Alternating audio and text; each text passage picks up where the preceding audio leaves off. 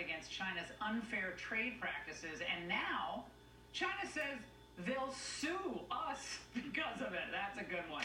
According to Fox Business, the communist nation is suing the United States through the World Trade Organization over the president's latest round of tariffs.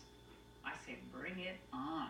My next guest, though, says that the tariff standoff is just a small part of a much broader dispute that has worldwide ramifications for freedom, including ours. This is a generational fight. Steve Mosher, China expert, author of the phenomenal book, Bully of Asia, Why China's Dream is the New Threat to the World Order. Steve, you say China has one thing on its mind. What is it? Oh, China intends to dominate the world the way it did in centuries past. Unfortunately, under the Chinese Communist Party, this is not a country we want to dominate the world. The Chinese Communist Party, Americans need to understand, the Chinese Communist Party is a racist, fascist, expansionist political party bent on world domination. It has turned China into a high-tech prison with 1.3 billion inmates. Of course, some walls in that prison are higher than others. The walls in Tibet and Xinjiang and other places are very high. They want to build those same walls in Hong Kong, of course. They want to add the 7.3 million people in Hong Kong to the 1.3 billion in China. People of Hong Kong don't want to go there. They know what life is like across the border. They live right on the border, so they understand better than anybody else in the world that you lose your freedom. As soon as you walk across the border from Hong Kong into Shenzhen, your freedom is gone. Well, the elites in China, the upper crust, there's always an upper crust as there was in the Soviet Union. They had all the food they wanted, same thing in North Korea.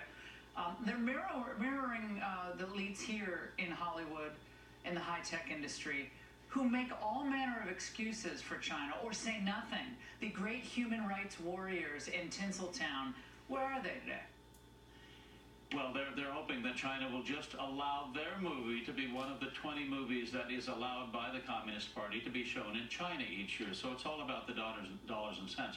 But every American ought to be backing the president in getting tough on China, because this is a generational struggle. We all have a stake in this struggle, right? Back in the previous generational struggle, President Reagan did what? He cut off technology transfer and money to the Soviet Union. He built up the military. What is Trump doing? He's building up the military. He's cutting into the export sector of the Chinese economy. He says their chain. He keeps saying your chain is going to be broken and become irreparable if you don't. The chains are breaking right now. Hundreds of factories are leaving China. Supply chains are. I got to play something for you. CNBC Squawk on the Street show. They had we don't have this bite, but I'll tell you what happened. They actually interviewed a TV host from state-run media in China to get, I think it was her views on the tariffs. Now, think about that. Yeah, and there are like a lot of people on CNBC. Some good people there. What?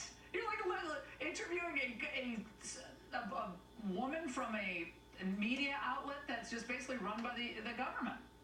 They have a virtual broadcaster on Chinese TV who is a CG person. And by the way, let me just say this. Our own FBN's Trish Regan debated her, but they basically gave her the open. You're going to come on the podcast this week, Stephen. It's so great to see you. Thank you for being here tonight. We'll talk to you for an hour. True last bite.